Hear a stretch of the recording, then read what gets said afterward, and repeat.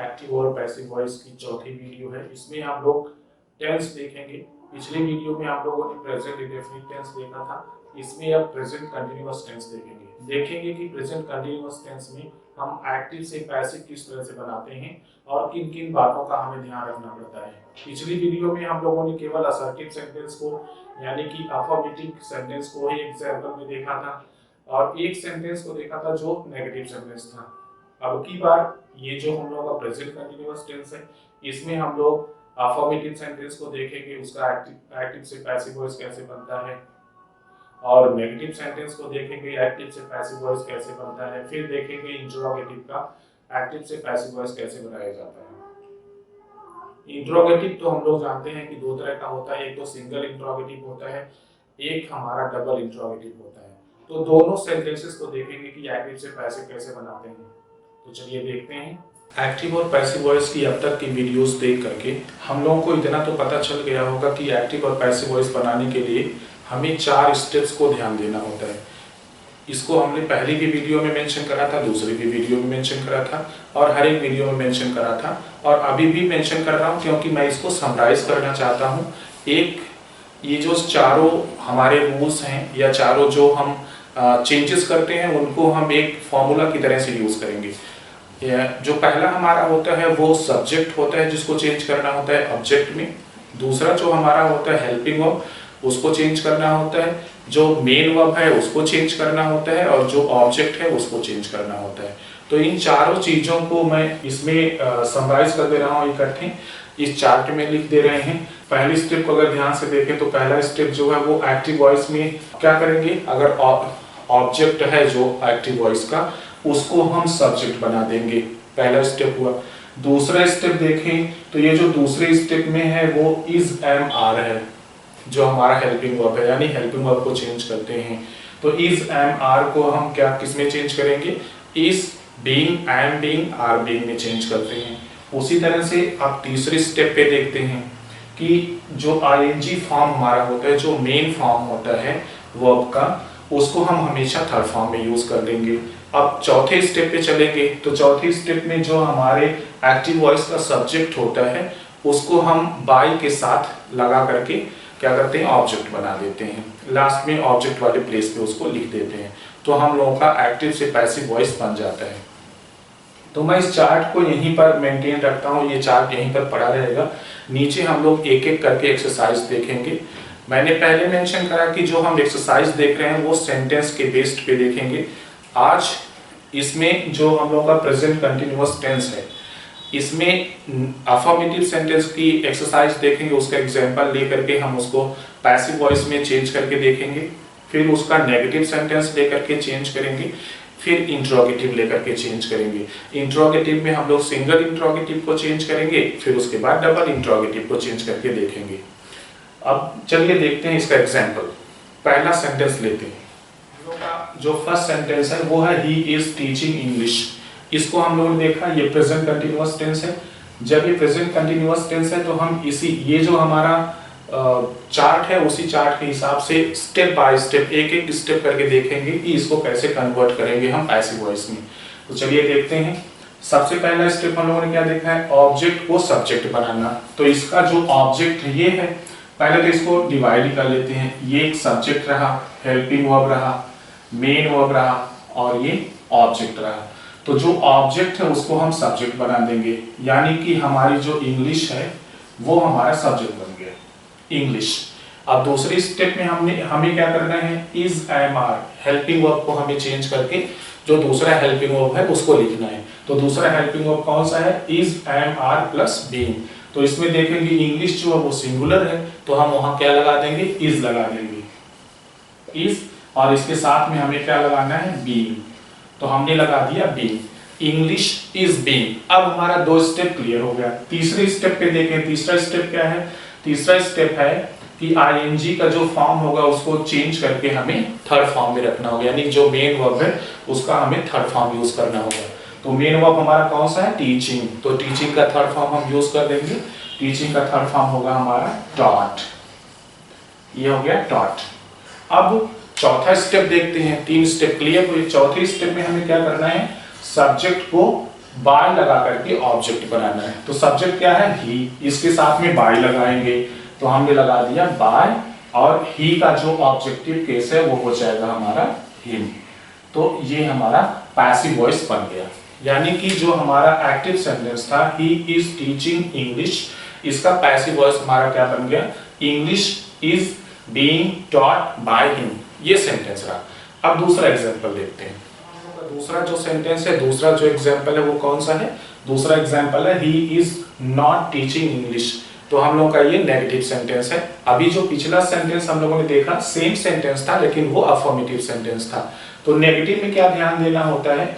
जो नॉट शब्द है वही हमारा ऐड हुआ है। तो जो नॉट है उसको हम हेल्पिंग वर्ब के ही साथ रखते हैं। जब हम पैसिव वॉइस बनाएंगे तो भी हेल्पिंग वर्ब के साथ ही नॉट को रख देंगे। जैसे पहले इसको हम डिवाइड कर लेते हैं, ये हमारा सब्जेक्ट रहा, ये वर्ब, और मैंने बोला कि नॉट को हम इसके साथ रख देंगे, हेल्पिंग वर्ब के साथ रख देंगे, तो रख दिया। फिर आगे चलेंगे, जो मेन वर्ब है हमारा टीचिंग, ये हो गया, और जो ऑब्जेक्ट हमारा है वो इंग्लिश ही हो गया। अब कन्वर्ट करते हैं। पहले स्टेप में हमें क्या करना होता है? ऑब्जेक्ट को हमें सब्जेक्ट में बदलना होता है। जो ऑब्जेक्ट है उसको सब्जेक्ट में बदलेंगे, तो हमारा हो गया इंग्लिश, ये सब्जेक्ट हो गया।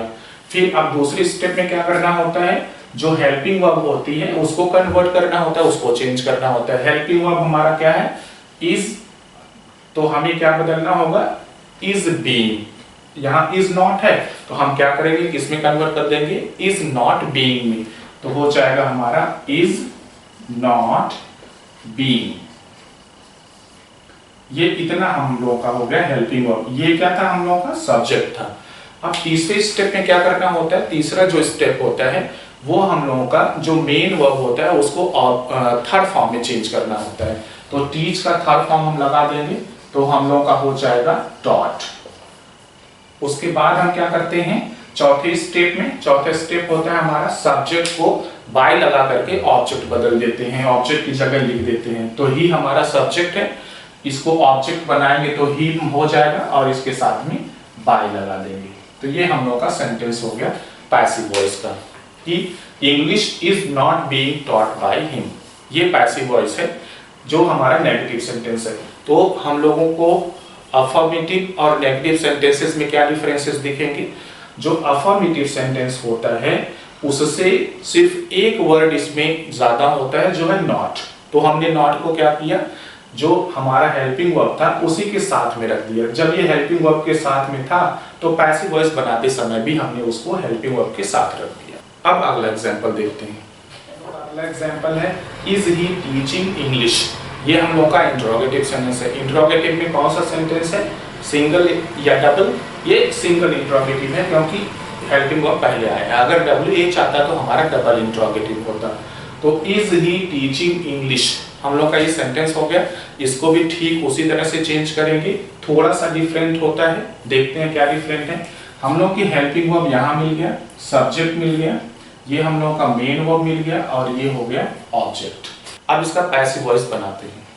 पैसिव वॉइस कैसे बनेगा? पहले फिर वही चारों स्टेप फॉलो करेंगे। पहला स्टेप, जो हमारा ऑब्जेक्ट है उसको सब्जेक्ट बनाएंगे।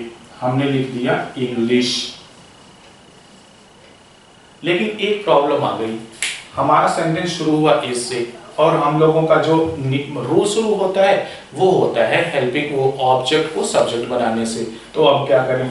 अब इसमें सिर्फ यही ध्यान देंगे कि जहां पर हेल्पिंग वर्ब की पोजीशन इसमें है वहीं पर हेल्पिंग वर्ब की पोजीशन हम इसमें भी पैसिव वॉइस में भी कर देते हैं। बाकी सब कुछ सेम होता है।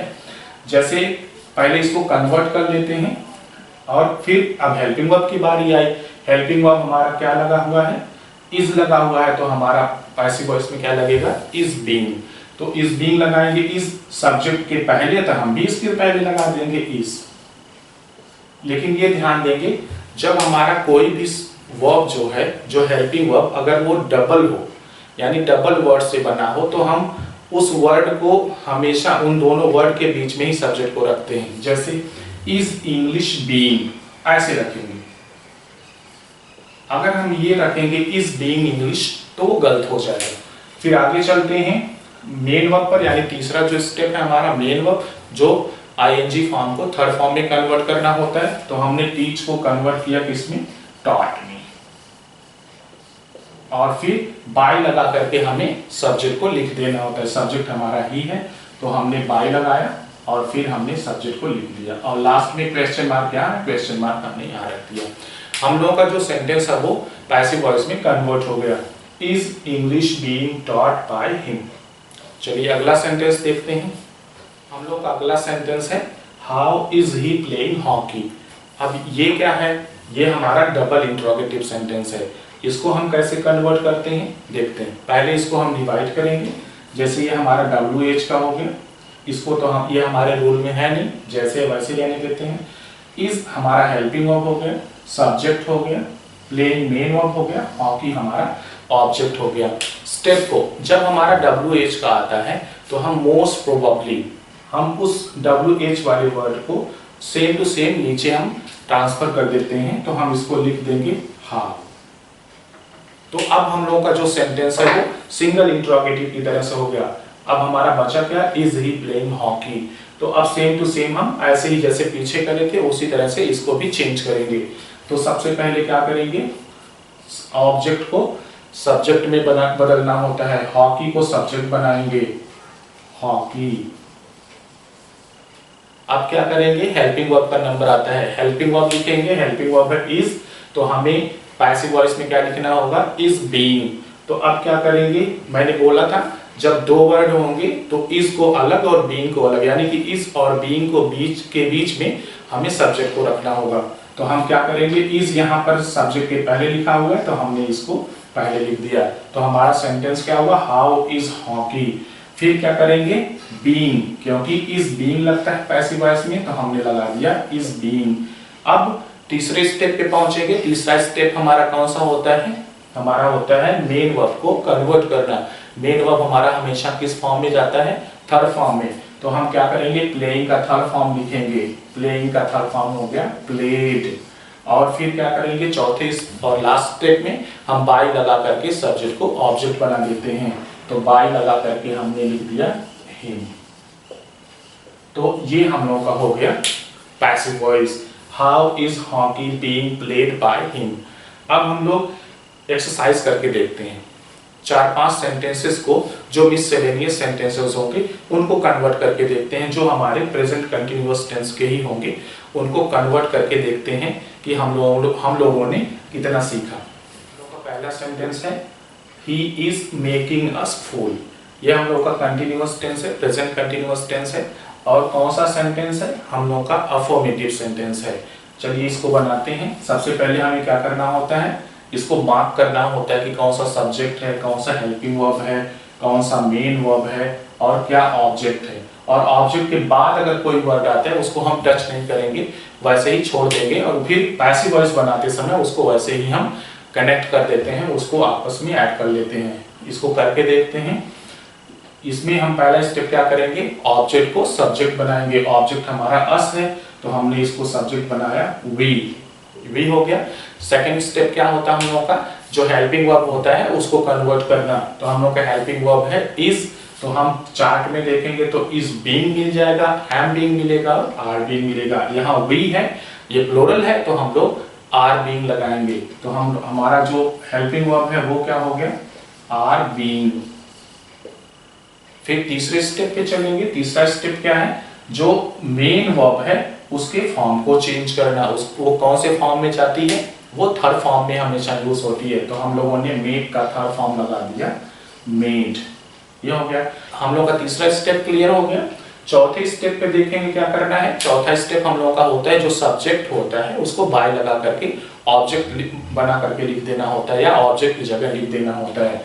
हमने यहाँ लिखा बाय और हम लोग का सब्जेक्ट क्या रहा, ही, तो हम लोग इसको लिख दिए हिम। लेकिन एक वर्ड छूट गया, फूल।